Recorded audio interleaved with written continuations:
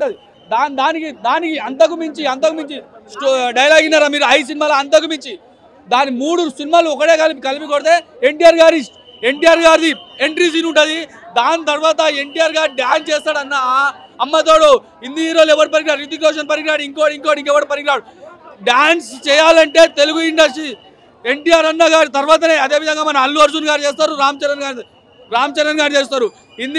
Hindi cinema వాళ్ళకు Telugu industry హీరోలు అవసరం పడుతుందని అవసరం ఉంది కాబట్టి మన ఎన్టీఆర్ అన్నని ఎంచుకుంటూ ఇప్పుడు హిందీలో కూడా మన తెలుగు హీరోలు ఇందులో కూడా వెళ్తాడని నాకు ఈ కాళ్ళ పని అయిపోయింది.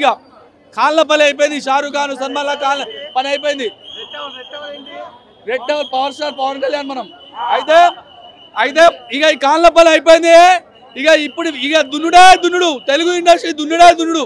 నాకు తెలిసి సినిమా మాత్రం స్టోరీ మాత్రం స్పై యూనివర్స్ అని ఒకటి ఉంటుంది. అది డిఫరెంట్ స్టోరీ.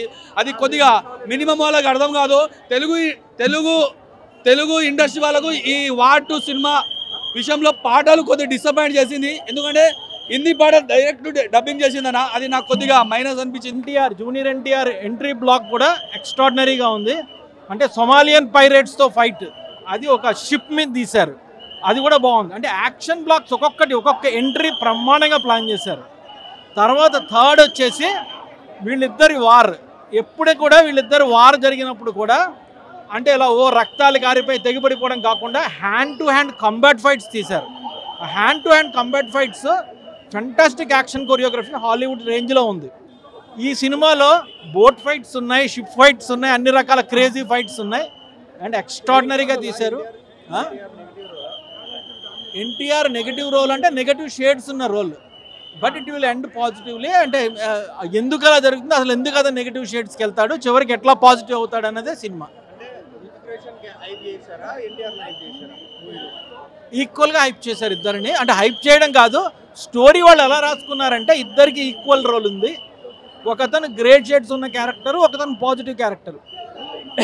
కాకపోతే చివరికి ఇద్దరు కూడా ఏం జరుగుతుంది, ఎలాగ పాజిటివ్. ఎన్టీఆర్ ఫిజికల్గా చాలా బాగున్నాడు. కాకపోతే ఆ సౌత్ ఇండియన్ లుక్ తీసుకురావడం కోసం కొంచెం డల్ చేశారు ఆయన లుక్ని. Is not very glamorous. But వేరే రితిక్ రోషన్ మాత్రం చాలా గ్లామరస్గా ఉన్నాడు. కావాలనే ఎన్టీఆర్ లుక్ కొంచెం డీగ్లామరైజ్గా చూపించారంటే ఆ సౌత్ ఇండియన్ లుక్ అది తీసుకురావడం కోసం అనిపించింది.